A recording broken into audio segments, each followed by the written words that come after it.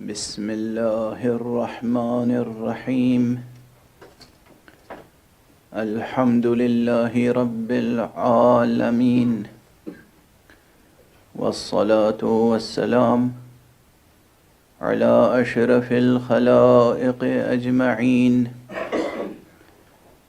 سيدنا وسيد الأولين والآخرين، حبيبنا وحبيب إله العالمين، إمام المرسلين وخاتم النبيين، أبي القاسم المصطفى محمد. اللهم صل على محمد وآل محمد وعلى أهل بيته الطيبين الطاهرين الهداة المهديين المعصومين المظلومين، واللعنة الدائمة على أعداء الحق والدين.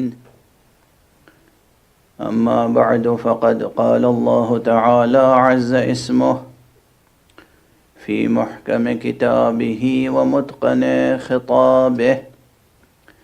بسم الله الرحمن الرحيم. قل لله المشرق والمغرب يهدي من يشاء إلى صراط مستقيم. صدق الله العلي العظيم. اللهم صل على محمد وآل محمد.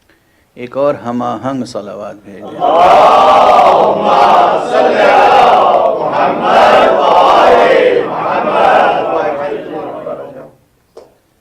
قرآن حکیم کے سورہ مبارک بقرہ کی ایک آیت کا ایک فقرہ سرنامہ قرآنی ہے،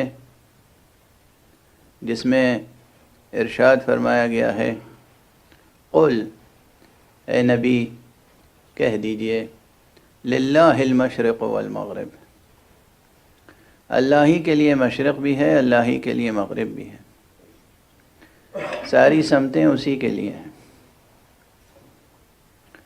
یہدی من یشاء الی صراط مستقیم، وہ جس کی چاہتا ہے صراط مستقیم کی طرف ہدایت فرماتا ہے. سب سے پہلے تو اس آیت پر جب نظر پڑتی ہے میری، اور جتنی بار بھی پڑھتا ہوں، دیکھیے یہ قرآن مجید کی خصوصیت ہے، اسے جتنی بار تلاوت کریں اتنی بار نئے معانی، نئے مطالب اور نئی تاثیر محسوس ہوتی ہے، نئی تاثیر محسوس ہوتی ہے. دل کے لیے بھی ایک نئی سوغات ملتی ہے اور دماغ کے لیے بھی ایک نئی روشنی ملتی ہے. تو جیسے ہی یہ بات سامنے آتی ہے کہ قل للہ المشرق والمغرب، کہہ دیجئے اللہ ہی کے لیے مشرق بھی ہے مغرب بھی، تو میرے اندر سے کم وہ تعصب ختم ہو جاتا ہے جو مشرق و مغرب کے درمیان پایا جاتا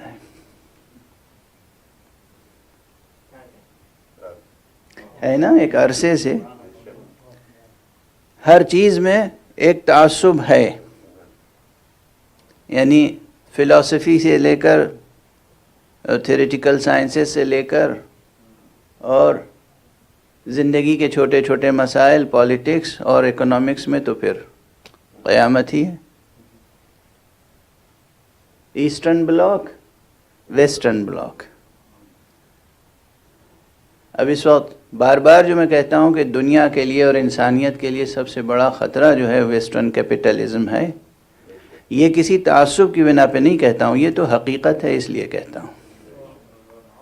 یہ تعصب نہیں ہے، لیکن حقیقتاً میرے اندر ایسٹ اور ویسٹ کا کوئی تعصب نہیں ہے، ہونا بھی نہیں چاہیے کسی انسان کے اندر، نہ رنگ کا، نہ نسل کا، نہ علاقے کا، نہ زمین کا، نہ زمان کا، نہ زبان کا. کوئی تعصب نہیں ہونا چاہیے. تعصب حق کی راہ میں آگے بڑھنے کے لیے سب سے بڑی رکاوٹ بنتا ہے، تعصب۔ تو بہرحال یہ ایک بات تھی جو میں نے عرض کر دی، سب سمتیں اللہ کے لیے۔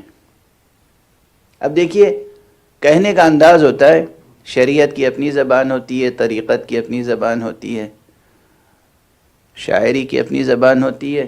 مجھے بے اختیار دو مصرے یاد آ گئے کسی کے، کہ اسی بات کو کہ ساری سمتیں اسی طرف ہیں۔ تو اب شاعرانہ شوخی اور نزاکت اور لطافت کے ساتھ کوئی اگر اس طرح کہے تو یہ سبب کفر نہیں ہوگا، کہ جب یہ دیکھا کہ ہر ایک راہ اسی سمت چلی، میں نے بیگانگی راہ کو منزل جانا۔ یہ ایک شاعرانہ اظہار ہے، یہ ایک شاعرانہ اظہار ہے، لیکن حقیقت یہ کہ ساری سمتیں اسی کی ہیں، مشرق بھی اس کا ہے، مغرب بھی اس کا ہے۔ وہ جس کے لیے جس کو چاہتا ہے صراط مستقیم کی ہدایت فرماتا ہے۔ اس آیت کے ضمن میں یہاں پر یہ گفتگو کا سلسلہ جو ہے وہ مشیت اور حسین کے عنوان سے آگے بڑھ رہا ہے۔ میں نے تھوڑی سی وضاحت مشیت کی یہ عرض کر چکا آپ کے سامنے کہ یہ عنوان ایسا ہے کہ کوئی بھی وہ شخص جس کے دل میں چراغ توحید روشن ہو، اس کے لیے یہ عنوان ہرگز حیرت انگیز اور تعجب خیز اور کوئی اجنبی عنوان نہیں ہے۔ جو حق سبحانہ و تعالی کا یقین رکھتا ہو اور سرکار سید الشہداء ابو عبداللہ الحسین علیہ السلام سے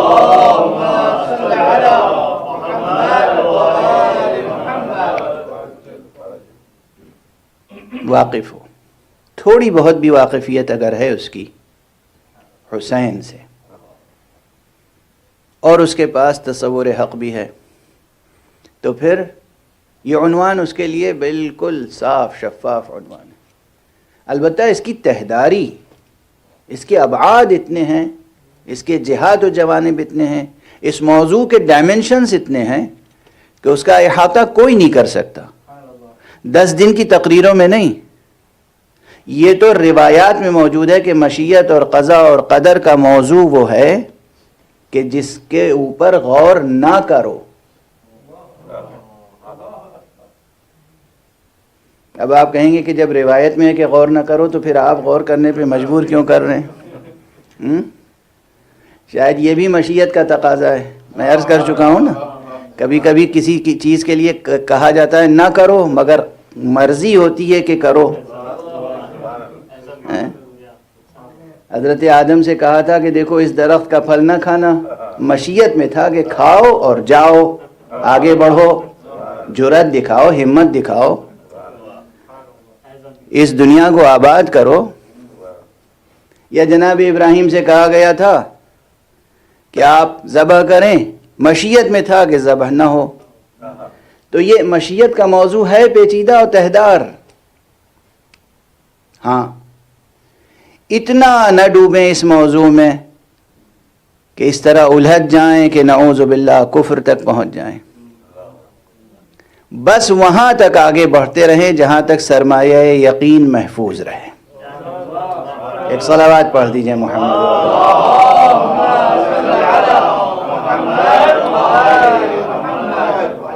بلند تر صلوات۔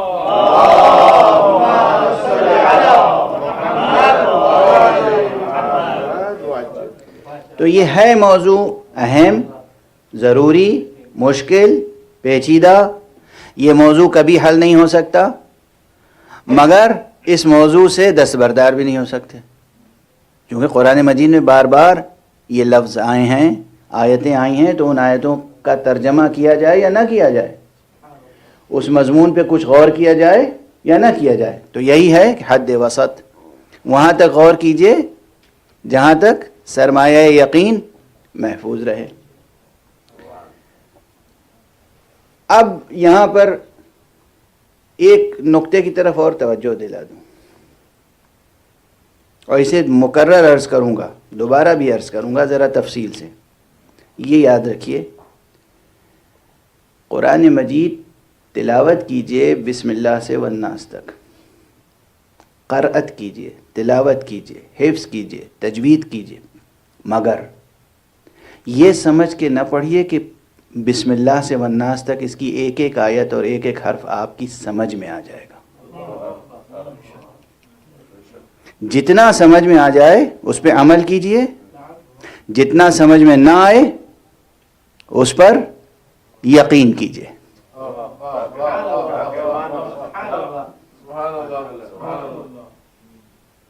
انکار نہ کیجئے، شک میں مبتلا نہ ہو، شبہات میں مبتلا نہ ہو، اور یہ پہلے سے مان کے چلیں کہ پورے کلام حق سے ہر فرد مخاطب نہیں ہے۔ بہت سے مفسرین نے بہت سے مقامات پر ٹھوکر کھائی ہے، اسی لیے انہوں نے چاہا ہر مقام ہم حل کر لیں گے، بھائی آپ کر ہی نہیں سکتے ہیں۔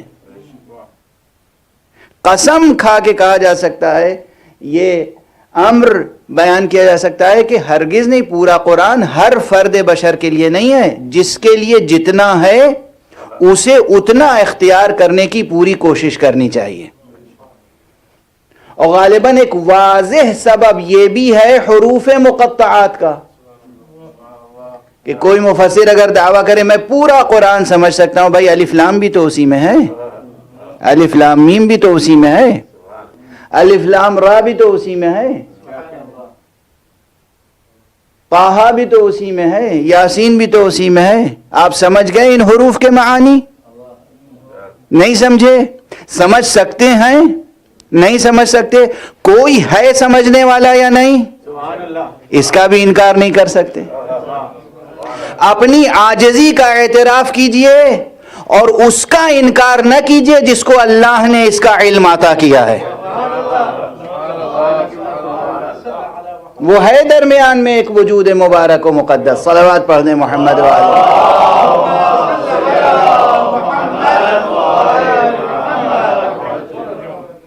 تو پورا قرآن یہ ہر ایک سے خطاب نہیں ہے، یہ ذہن میں رہے۔ یہ مقدمہ پھر بعد میں اور ذرا تفصیل سے عرض کروں گا۔ دوسرا مقدمہ جو خاص اس موضوع سے متعلق ہے، اس عنوان سے بار بار میں عرض کر رہا ہوں کہ مشیت اور ارادہ یہ کیا ہے؟ سب سے مقدم کیا چیز ہے؟ علم الہی۔ اللہ سبحانہ و تعالیٰ کی ذاتی صفت ہے کیا؟ علم۔ اور وہ بھی کیسی ذاتی صفت ہے؟ ایسی ذاتی صفت ہے کہ یہاں صفت اور موصوف میں دوئی نہیں ہے۔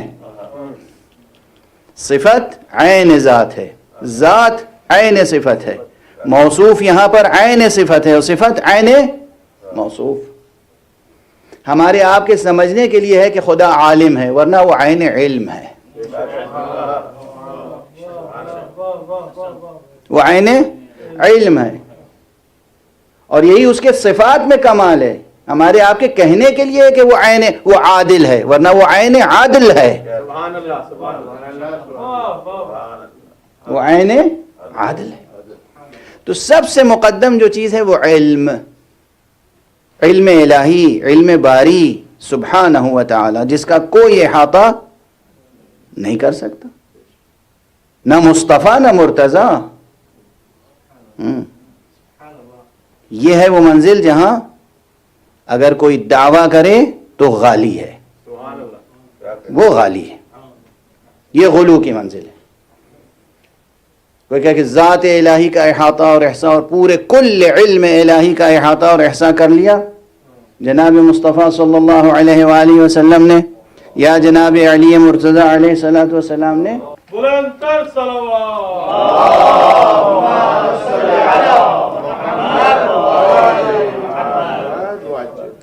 یہ غلو ہے، یہ ممکن نہیں ہے، یہ ممکن نہیں ہے۔ اس لیے ممکن نہیں ہے کہ وہ خالق ہے بہرحال اور یہ مخلوق ہے۔ اللہ سبحانہ و تعالی خالق ہے، محمد مخلوق۔ وہ خالق ہے اور علی مرتضیٰ مخلوق۔ جو ان کے مخلوق ہونے کا انکار کرے بس یہ وہ حد ہے کہ اس کی یہ پہچان ہے کہ وہ غالی ہے۔ جو ان کے مخلوق ہونے کا انکار کرے یہ ایک معیار ہے اور جو کہے یہ مخلوق ہیں، مگر اللہ نے ان کی ذات میں ایسی وسعت عطا کی ہے کہ ہمیں تو نامتناہی نظر آتے ہیں.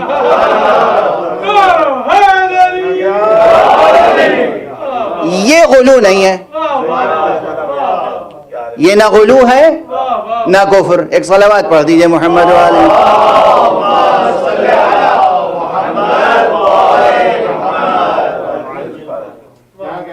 جناب سرکار رسالت مآب صلی اللہ علیہ وآلہ وسلم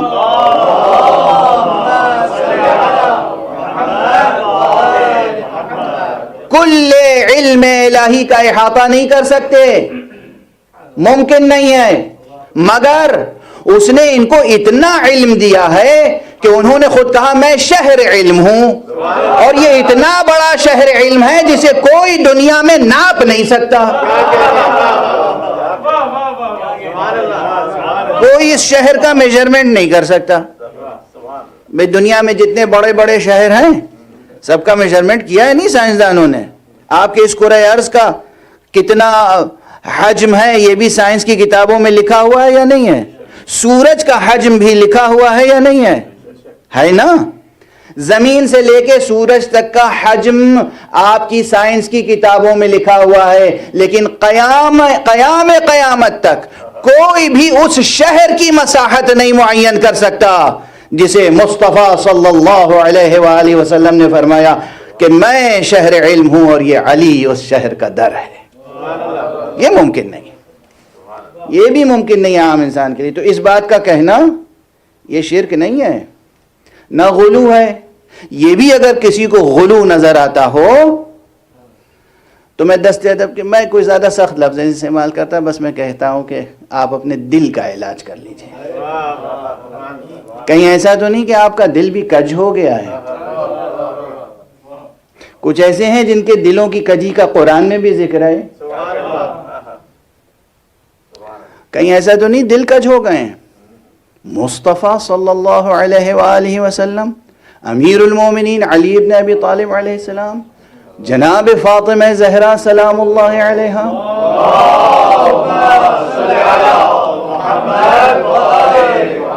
حضرات حسنین اور ان کی ذریت سے ہونے والے معصوم ائمہ اطہار، ان کی شخصیتوں کو عام انسانوں پر قیاس نہ فرمائیں.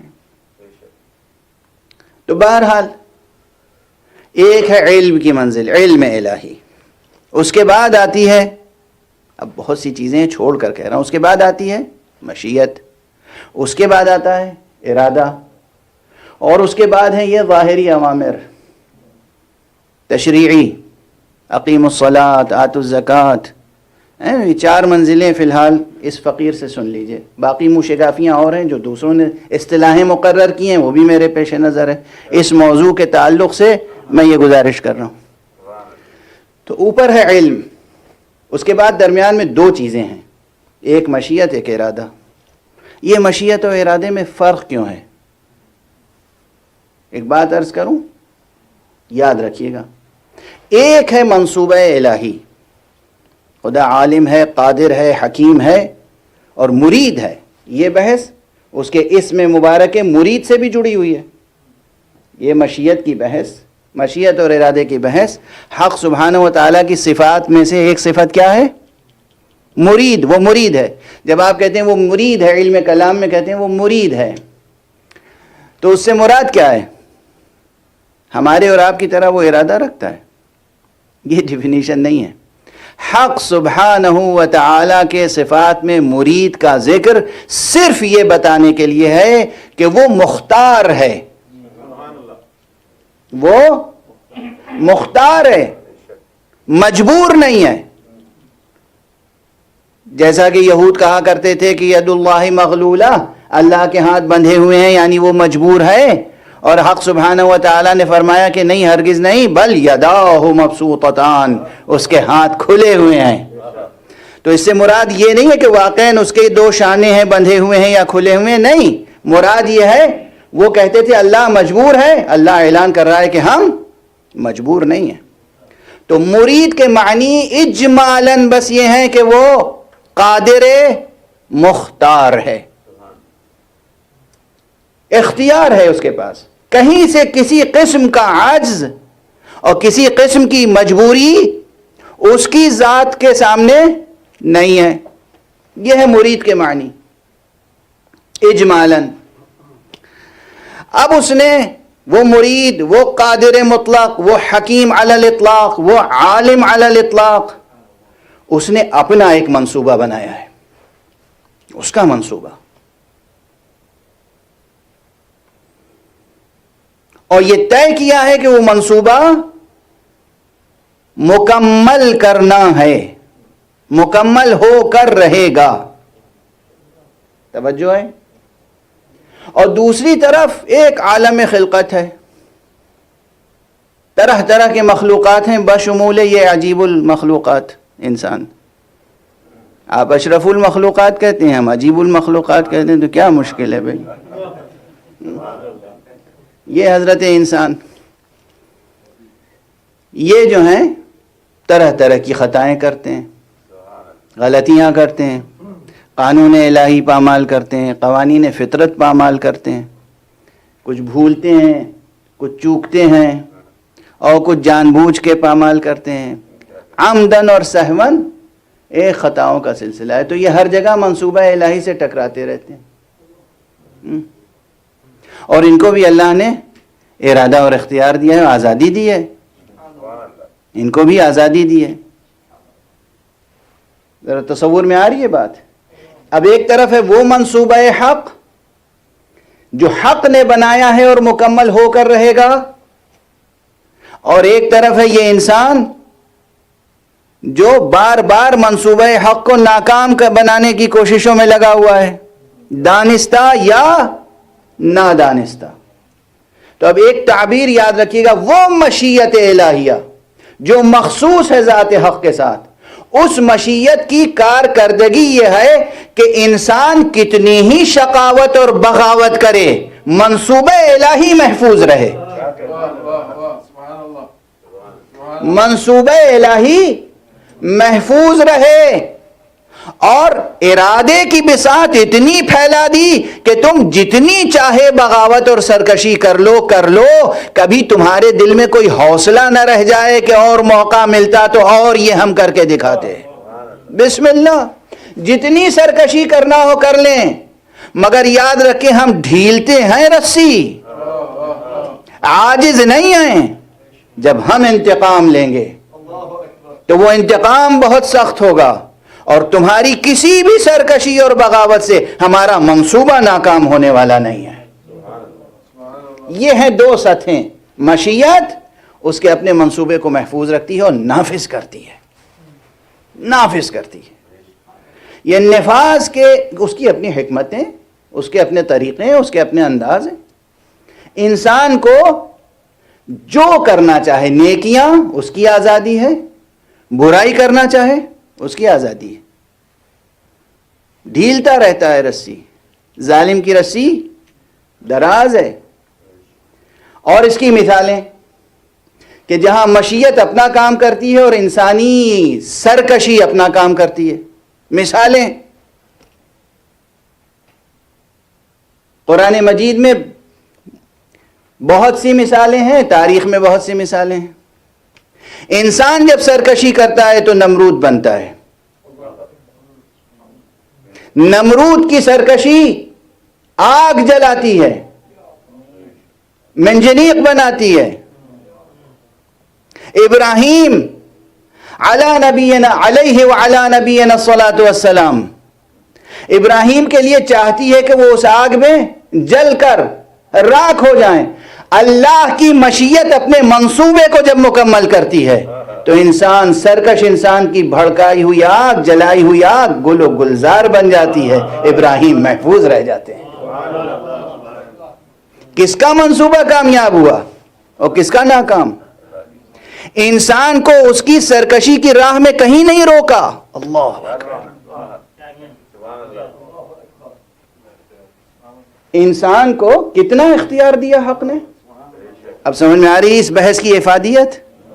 زندگی سے جڑی ہوئی ہے، اعتقاد سے جڑی ہوئی ہے، تزکیہ عمل کے لیے ضروری ہے۔ کہ جب بھی کوئی سرکشی کا جذبہ دل میں پیدا ہو، ذہن میں پیدا ہو، تو یہ سوچ لیں کہ ہم کچھ بھی سرکشی کر لیں، حق کا منصوبہ نافذ ہو کر رہے گا، اللہ کا منصوبہ ہر حال میں نافذ ہو کر رہے گا۔ تو نمرود کو پوری آزادی دی، اقتدار، آزادی، وسائل، یعنی ان لکڑیوں کو ایسا بنا دیتا کہ جلتی ہی نہیں، نہیں، لکڑیاں بھی جل رہی ہیں، شعلے بھی بھڑک رہے ہیں، کہیں کوئی رکاوٹ، یعنی کوئی جبر نہیں ہے انسان کے سامنے۔ انسان اپنی پوری طاقتوں کے ساتھ سرکشی کر لے، پھر بھی حق کا کوئی منصوبہ ناکام نہیں ہو سکتا۔ حق اپنے منصوبے کو اپنی خاص مشیت سے محفوظ رکھتا ہے، اور اپنے دامن، ارادے کے دامن کو اتنا وسیع کر رکھا ہے کہ انسان جس قدر چاہے طغیانیہ کر لے، سرکشی کر لے۔ ایک صلوات پڑھ دیجئے محمد۔ اللہم صلی علی محمد وآل محمد۔ انشاءاللہ آپ حضرات اس فقیر کے لیے دعا ضرور فرمائیں گے، اس لیے کہ مجھے محرم سے قبل، آغاز سے قبل تو مجھے امید ہی نہیں تھی کہ میں ایک مجلس بھی پڑھ سکوں گا۔ اب وہ کس طریقے سے پڑھ رہا ہوں وہ تو میں ہی جانتا ہوں، لیکن پھر بھی پڑھ رہا ہوں، اور شاید بہت سے حضرات کو اندازہ ہی نہیں ہوتا کہ کوئی مشکل بھی ہوگی، لیکن الحمدللہ کہ مجلسیں ہو رہی ہیں، پروردگار قبول فرمائے۔ ایک صلوات پڑھ دیجئے محمد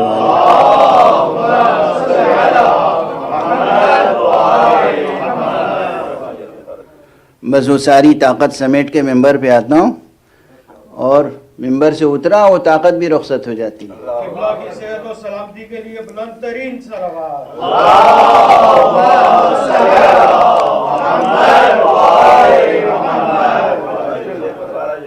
گویا میرا ضعیف ارادہ جو ہے وہ 24 گھنٹے ساتھ رہتا ہے، یہ اللہ کی خاص مشیت ہے جو ممبر پہ ساتھ دیتی ہے۔ ایک صلوات پڑھ دیجئے محمد وآل محمد۔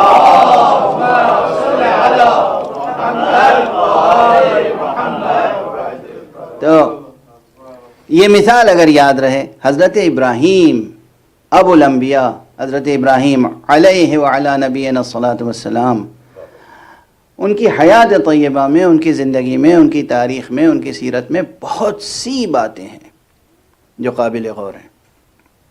من جملہ ان کے یہی ایک واقعہ کہ نمرود نے آگ روشن کی، اور وہ آگ جو تھی وہ حق سبحانہ و تعالیٰ کے اس ارشاد سے یا نار کونی برداً و سلاما، وہ گل و گلزار ہو گئی۔ یہ غیر معمولی واقعہ ہے، لیکن عقل انسانی کے لیے، ذہن انسانی کے لیے، انسانی فکر کے لیے رہنما ہے۔ تم کچھ بھی کر لو، تمہاری جلائی ہوئی آگ سے اللہ کا کوئی منصوبہ ناکام نہیں ہونے والا ہے۔ اور پھر مستقبل کے لیے بھی اعلان فرما دیا ہے۔ اب اس وقت دیکھیے بہت سے حضرات جو دنیا میں حادثات ہو رہے ہیں، وہ حادثات دیکھ کر، سن کر کبھی پشمردہ ہو جاتے ہیں، کبھی زبان پر کلمہ کفر آ جاتا ہے، کبھی انکار کرنے لگتے ہیں، اور کبھی گلا شکوہ اس انداز سے کرتے ہیں جو حد ادب سے گزر جاتا ہے کہ ایک وعدہ حق الہی ہے، وہ کب پورا ہوگا آخر؟ ایک وعدہ کیا ہے ہم سے ہمارے نبی صلی اللہ علیہ وآلہ وسلم نے،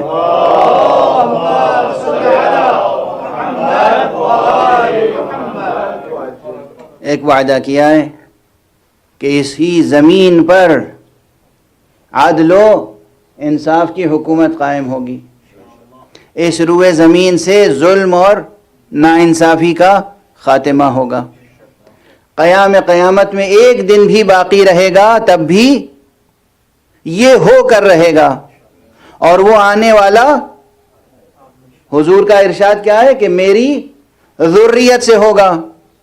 اب بہت سے حضرات شکوک و شبہات میں مبتلا ہیں، اتنا زمانہ گزر گیا، اتنے حادثے ہو رہے ہیں، اتنی قیامتیں آ رہی ہیں، دنیا والوں نے ایٹم بم کا تجربہ بھی کر لیا، ہیروشیما اور ناگاساکی پہ کیا قیامتیں گزر گئیں، اب دنیا میں کیا ہو رہا ہے؟ کتنے برسوں سے یمن میں بمباریاں ہو رہی ہیں، کتنے دنوں سے دنیا کے مختلف علاقوں میں انسان، سرکش انسان، فاسق انسان، خدا کا ناشکرہ انسان، باغی اور سرکش انسان، طاغوت اپنی سرکشی دکھا رہا ہے۔ تو کب آئیں گے آخر؟ اس طرح انسان ان تمام حالات میں گلا شکوہ کرتا ہے جو خلاف ادب ہو جاتا ہے۔ میں پھر عرض کرتا ہوں کہ مشیت حق منصوبہ حق کو مکمل کر کے رہے گی۔ یہ جو ڈھیل دی جا رہی ہے صرف اس لیے کہ انسان جتنے حوصلے نکالنا چاہے نکال لے، پھر وہ معجزہ ہو کر رہے گا کہ اس کی بھڑکائی ہوئی آگ گل و گلزار بنے گی، اور امامت ابراہیمی کا آخری وارث اس زمین کو گل و گلزار جنت اور بہشت بنا کر رہے گا۔ ایک صلوات پڑھ دیجئے محمد۔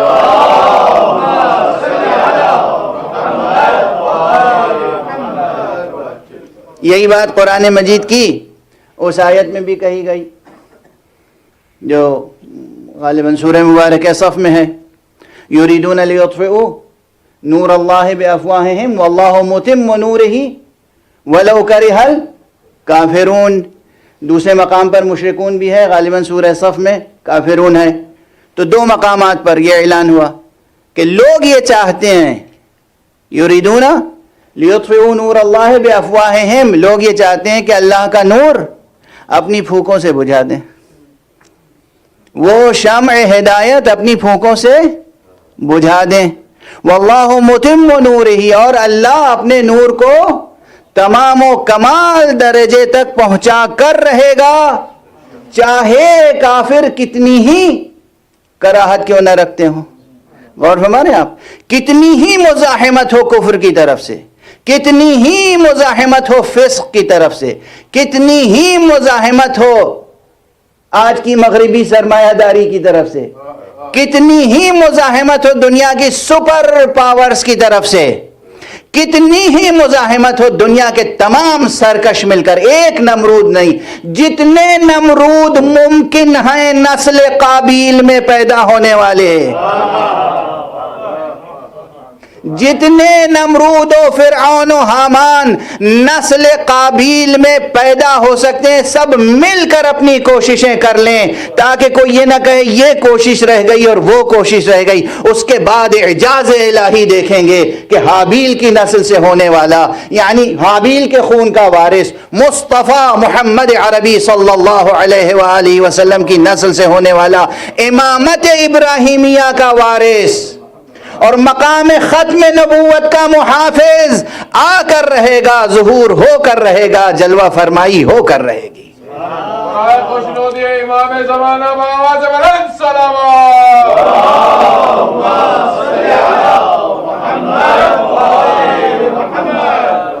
یہ ممکن نہیں ہے کہ اس کا منصوبہ ناکام ہو جائے۔ یہی ہے مشیت اور ارادے کا فاصلہ۔ اس کی مشیت نافذ ہو کر رہے گی، اس کا منصوبہ، اس کی مشیت مکمل کر کے رہے گی، اور اسلوب الگ الگ ہوتے ہیں، انداز الگ الگ ہوتے ہیں۔ حکمت اللہ سبحانہ و تعالیٰ کی بہت نامتناہی اور تہدار ہے، اس کے ابعاد، جہات، جوانب اس کا احاطہ کوئی نہیں کر سکتا، کرنے کی کوشش کرے گا تو ناکام ہوگا۔ اسی لیے منع کیا گیا ہے بس کہ بھئی اتنی کوشش نہ کرو جو تمہاری بساط سے بڑھ کر ہو۔ انسان کے ذہن کی ایک سکت ہے اور انسان کے دل کی ایک قوت ہے، جہاں تک تمہارے دل کی قوت ساتھ دے، جہاں تک تمہارا ذہن ساتھ دے، بس اتنا کام کرو، اس سے زیادہ نہ کرو، ایسا نہ ہو اپنی ہی آگ میں جل کر راکھ ہو جاؤ۔ تو میرا خیال ہے کہ کوئی ایک جہت ضرور روشن ہوئی ہوگی اب تک اس موضوع کی، مشیت اور حسین۔ حسین کا ریفرنس اسی لیے ہے کہ حسین علامت ہے مشیت کی اس قوت کی جہاں طاغوت وقت کچھ بھی کر لے ہدایت کا چراغ گل نہیں ہوتا۔ کچھ بھی کر لے، کچھ بھی کر لے، کچھ بھی کر لے۔ یہاں پر ٹھہر کر دو ایک باتیں عرض کروں، چونکہ ماہ محرم ہے، اور اب یہ تو ہم جس سطح سے گفتگو کر رہے ہیں تو بعض جو اہل ذوق ہیں وہ تو سمجھ رہے ہیں، لیکن سامعین کی تعداد جو ہے وہ چونکہ بہت زیادہ ہے، ہر سطح کے لوگ سن رہے ہیں، تو ہو سکتا ہے بعض حضرات کے لیے بہت سے مضامین اور اشارے نامفہوم ہوں۔ حسین کون ہیں؟ ابو عبداللہ الحسین، سرکار سید الشہداء، فاطمہ کے بیٹے، علی ابن ابی طالب کے فرزند، رسول اللہ کے نواسے۔ لیکن کون نواسے؟ رسول اللہ صلی اللہ علیہ وسلم۔ اب یہ عام ریفرنسز ہیں، سب کو یاد ہیں، لیکن پھر یاد دہانی کرانی پڑتی ہے کہ جس نے بھی کلمہ لا الہ الا اللہ دل و جان سے قبول کیا ہے، اور جس نے بھی محمد رسول اللہ اس حقیقت کو دل و جان سے قبول کیا ہے، اور گواہی دیتا ہے صبح و شام 5 وقت کی نمازوں میں، اشہد ان لا الہ الا اللہ وحدہ لا شریک لہ واشہد ان محمدا عبدہ ورسولہ اللہم صل علی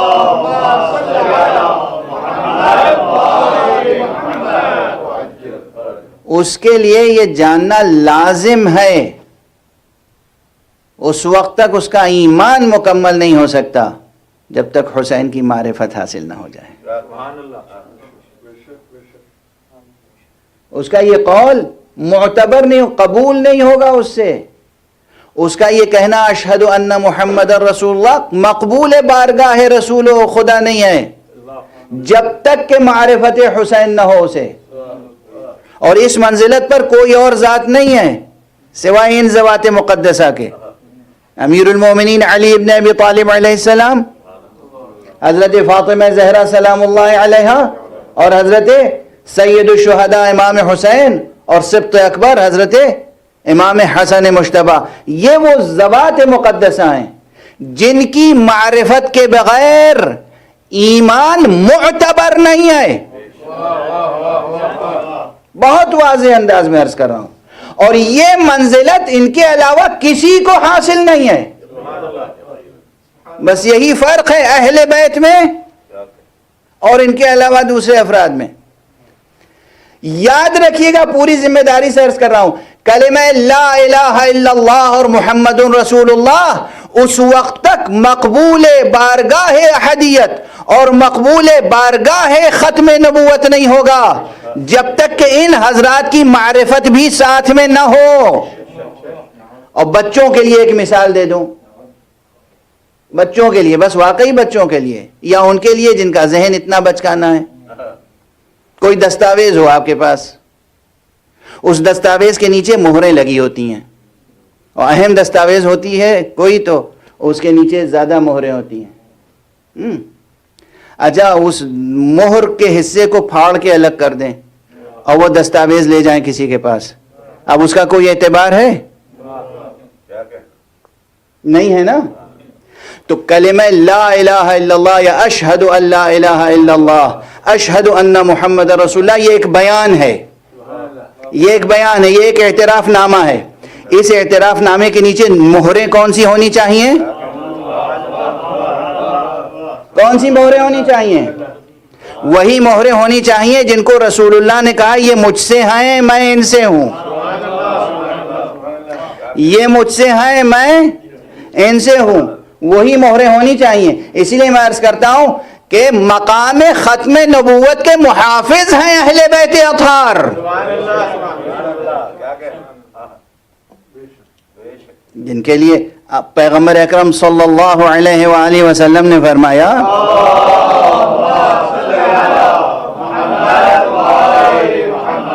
اے علی تمہاری منزلت مجھ سے وہی ہے کہ جو ہارون کی منزلت موسیٰ سے تھی، الا انہ لا نبی بعدی، لیکن یہ ہے کہ میرے بعد کوئی نبی نہیں ہوگا۔ تو خود ذات گرامی مرتضی مہر ختم نبوت ہے۔ یہ جملہ میں کہہ چکا ہوں پہلے بھی، پھر عرض کر رہا ہوں۔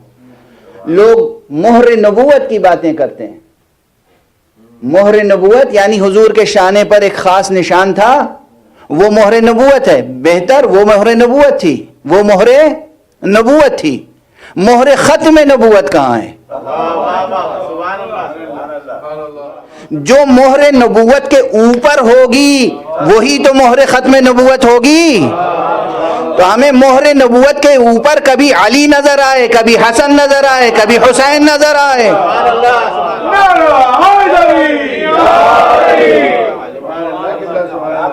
بھئی ایک خطیبانہ اسلوب ہے لیکن حقیقتیں تو یہی ہیں.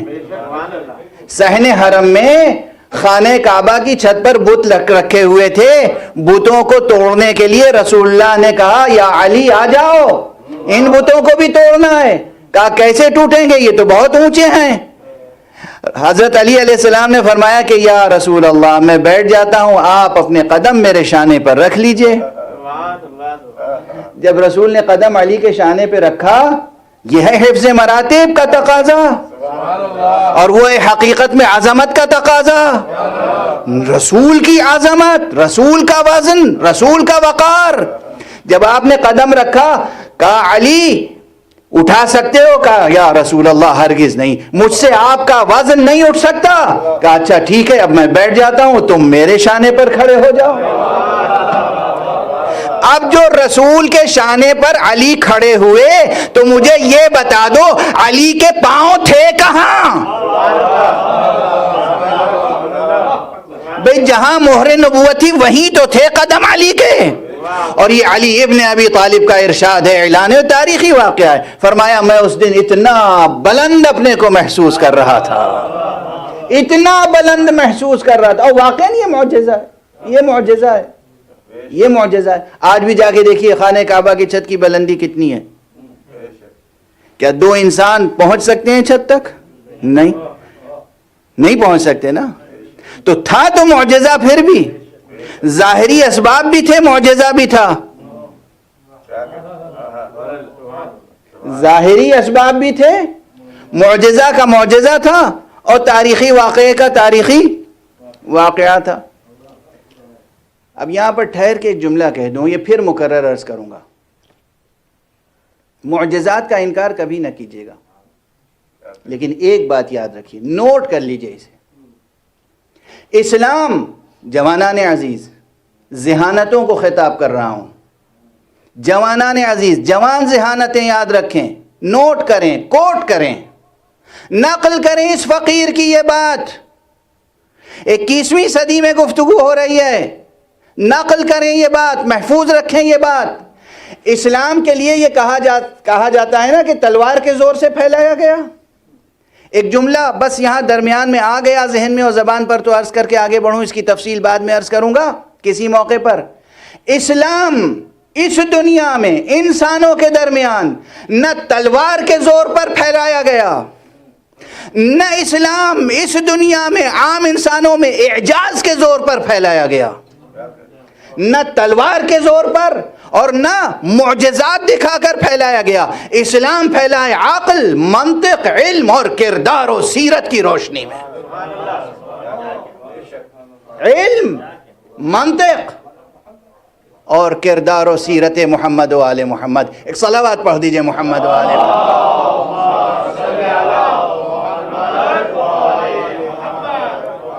اسلام نہ تلوار سے پھیلا نہ اعجاز سے. یہ نہیں کہ ہر وقت معجزہ دکھا کر قائل کر دیتے تھے لوگوں کو، جیسے اب لوگ چاہتے ہیں. ہر شخص چاہتا ہے اس کے لیے ہر مسئلے میں، ہر قدم پر، ہر سانس پر معجزہ ظاہر ہوتا رہے. معجزہ نہیں ہوگا تو بس ہم نہیں مانیں گے. معجزہ کیوں نہیں ہوتا؟ تو معجزے دکھا کر اسلام نہیں پھیلایا گیا، تلوار کے زور پر بھی اسلام نہیں پھیلایا گیا. یہ دونوں جملے یاد رکھیے گا. نہ جہاد کا منکر ہوں نہ اعجاز کا. جہاد کا اپنا مقام ہے، اعجاز کا اپنا مقام ہے، لیکن عام انسانوں میں، کرۂ ارض پر، معاشرہ انسانی میں اسلام نہ تلوار کے زور سے پھیلایا گیا نہ اعجاز کے زور سے پھیلایا گیا. اسلام پھیلا گیا عقل، منطق اور سیرت و کردار محمد و آل محمد کی روشنی. یہ 4 فقرے، یہ 2 سطریں محفوظ رکھیے گا، بہت سے مسائل حل ہوتے چلے جائیں گے. لیکن پلٹ کر وہاں پر آ جاؤں کہ حضور علیہ الصلاۃ والسلام صحن حرم میں ہیں اور علی ابن ابی طالب سے کہا اب تم میرے شانے پر آ جاؤ. تو یہ ظاہری اسباب فراہم کرنا ہوا، لیکن پھر بھی اس بلندی تک پہنچنا شان اعجاز سے خالی نہیں ہے. ظاہری اسباب اپنی جگہ اور شان اعجاز اپنی جگہ. بس جیسے ظاہری اسباب اور شان اعجاز اس واقعے میں ساتھ ساتھ نظر آ رہے ہیں، ایسے ہی اس دنیا میں ارادہ اور مشیت ساتھ ساتھ آگے بڑھ رہے ہیں. ایک صلوات پڑھ دیجئے محمد وآل محمد.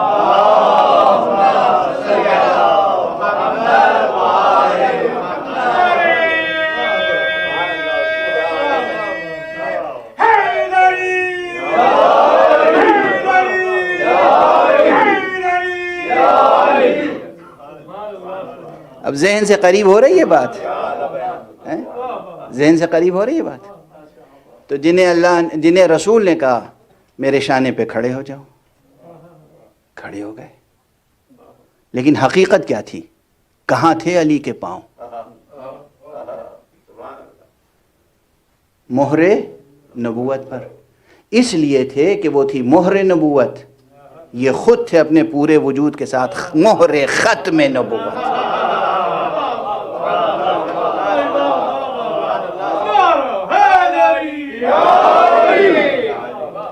مہر ختم نبوت کے معنی یہ ہیں کہ خدا کی قسم اگر مصطفیٰ کو علی، زہرا، حسن اور حسین جیسی مہریں یعنی جیسے محافظین ختم نبوت نہ ملتے تو اس کے بعد نہ جانے دنیا کتنے جھوٹے نبی بنا چکی ہوتی. ایک طرف مصطفیٰ کی نبوت کا انکار ہو رہا ہوتا، دوسری طرف جھوٹے نبیوں کا سلسلہ چل رہا ہوتا. یہ ذوات مقدسہ ایسی ہیں، ان کے رہتے ہوئے نہ کسی جھوٹے نبی کا چراغ جل سکتا ہے، نہ نبی مصطفیٰ کا چراغ بجھ سکتا ہے.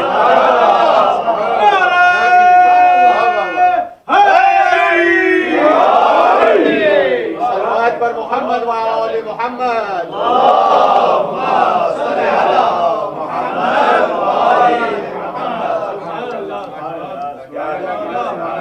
اور اسی لیے ان کا تعلق ہے کس سے؟ مشیت سے. قابیل، نمرود، فرعون، حامان، شداد، باغی شام، طاغوت بنی امیہ، یہ سب انسانی سرکشی کی نشانیاں ہیں.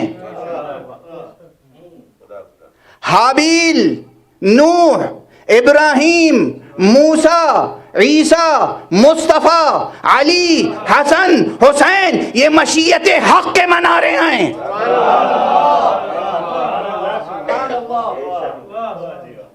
یہ مشیت حق کے محافظ ہیں. منصوبہ الہی ان سے آگے بڑھ رہا ہے. بس گفتگو روک رہا ہوں یہاں پر. اور پھر یاد رکھیے کہ معجزے دکھا کر نہیں پھیلایا انہوں نے اسلام، انہوں نے صبر اور ایثار اور کردار سے پھیلایا ہے. کردار، وہ بھی وہ کردار جس میں شجاعت ہے، لیکن شجاعت سے زیادہ بڑھی ہوئی صفت صبر کی ہے. کیا کیا صبر کے مرقع ہیں تاریخ اسلام میں، کیا کیا ایثار کے مرقع ہیں تاریخ اسلام میں، کیا کیا مشیتیں ہیں. واقعاً حسین کا قتل کیا جانا سرزمین کربلا پر مشیت الہی سے متعلق تھا، ورنہ اگر معجزے سے کام لینا ہوتا تو پھر ممکن تھا کہ حسین اس مظلومیت کے ساتھ قتل ہو جائیں. اس وقت بھی جتنے بنی ہاشم کے بہادر تھے، یہ تاریخی بحثیں ہیں اپنے موقع پر کی جائیں گی، لیکن اس وقت جس تسلسل سے میں عرض کر رہا ہوں اسے قبول کریں اس ممبر کا ہدیہ سمجھ کر.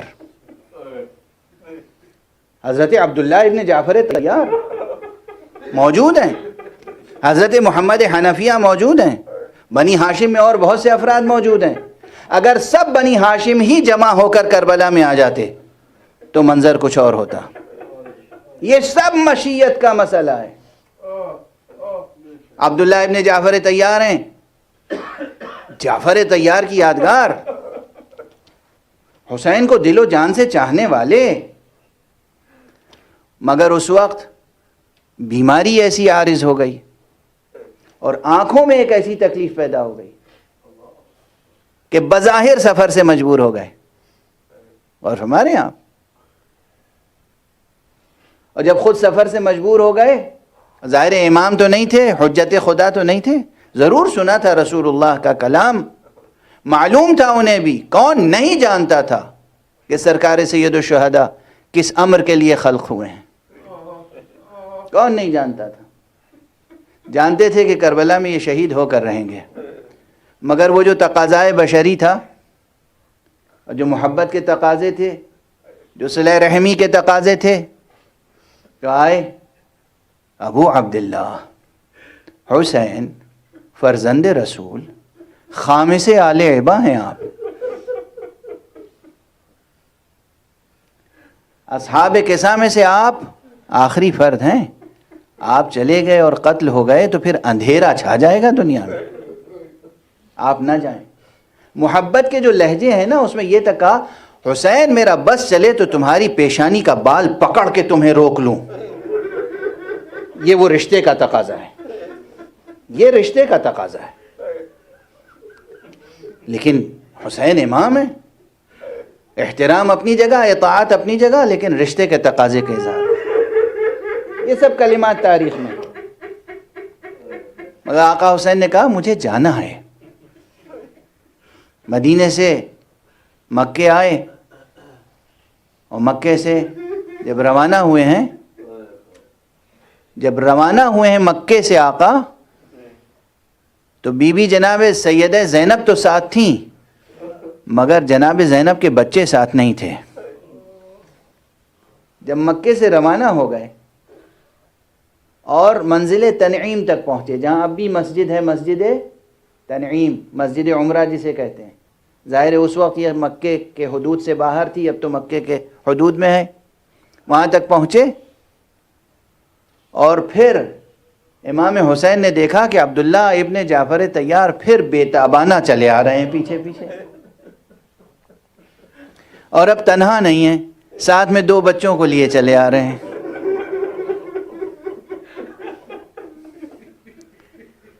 ساتھ میں 2 بچوں کو. امام حسین نے قافلہ رکوایا، ٹھہرو، خود اترے اور حضرت عبداللہ ابن جعفر طیار سے گفتگو کی. حضرت عبداللہ ابن جعفر طیار نے پھر یہی کہا کہ میرا بس چلتا تو ہر قیمت پر آپ کو روک لیتا، مگر آپ جا رہے ہیں تو جائیں، یہ میری طرف سے 2 ہدیے لیتے چلیں.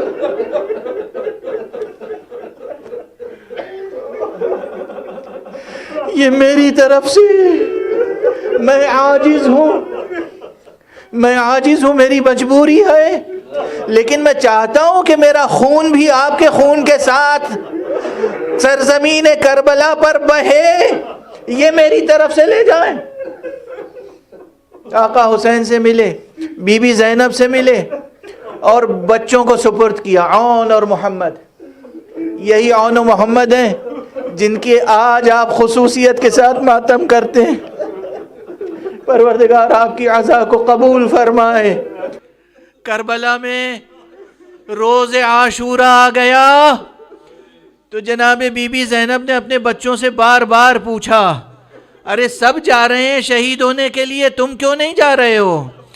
بچوں نے کہا مادر گرامی بار بار گئے، مگر مامو جان اجازت نہیں دے رہے ہیں. یقین فرمائیے ان بچوں کی کیا محبوبیت رہی ہوگی بیویوں کے درمیان، اہل حرم کے درمیان، اہل بیت کے درمیان. کس کے بچے ہیں، کس کی گود کے پالے ہیں، رگوں میں لہو کس کا ہے. ایک طرف جعفر طیار کی یادگار ہے، ایک طرف حیدر کرار کی یادگار ہے. ان کا علم، ان کا ایمان، ان کا کردار، ان کی معصومیت، ان کی شجاعت، ہر چیز معصوم نے گواہی دی ہے. زیارت ناحیہ میں جو معصوم نے زیارت کی ہے اور ان کے لیے سلام کہا ہے، اس میں ان بچوں کی عظمت کردار کا تذکرہ کیا ہے، عظمت علمی کا تذکرہ کیا ہے. جناب عون اور محمد، ہاں ہماری زبان میں بچے کہلاتے ہیں، لیکن یہ جوان تھے، نوجوان، نوخیز، قوی، شجاع، بہادر۔ جب بی بی سے کہا کہ ہم نے کئی بار درخواست کر لی مگر آقا اجازت نہیں دیتے، تو اب ظاہر ہے، کہتے ہیں کہ ایک مرتبہ جناب زینب نے اپنی مادر گرامی کی کنیز فضہ کو بلایا، فضہ ذرا میرا پیغام لے کے بھیا کے قریب جاؤ، بھیا سے کہو زینب آپ سے کوئی خاص بات کرنا چاہتی ہیں۔ فضہ گئیں، آقا حسین خیمے میں تشریف لائے، بہن زینب کیا بات ہے؟ جو بھی گفتگو ہوئی ہوگی، لیکن خلاصہ کلام جو ہم اپنی زبان میں ترجمانی کر سکتے ہیں، یقیناً بی بی نے یہی تو کہا ہوگا بھیا سب کی نظریں قبول ہو رہی ہیں، اس بہن کی نظر قبول نہیں ہو رہی ہے۔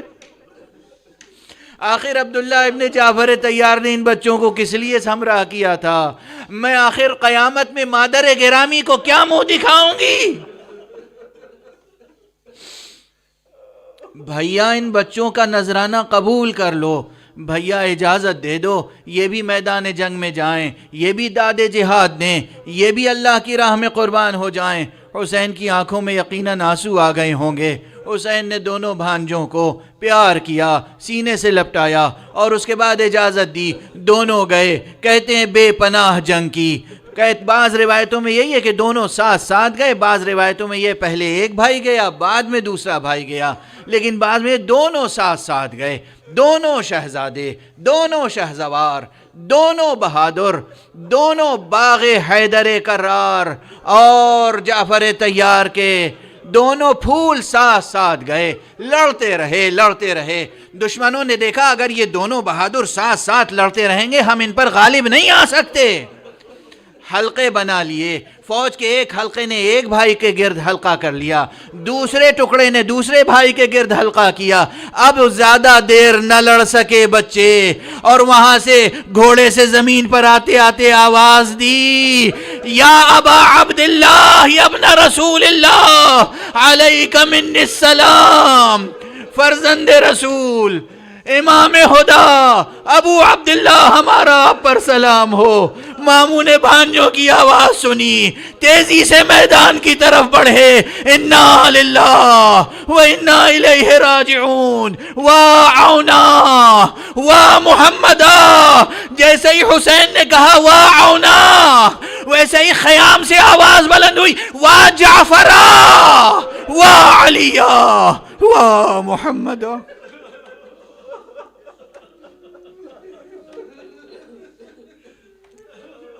انا للہ و انا الیہ راجعون، رضا بقضائہ و تسلیما لامرہ۔ یا حسین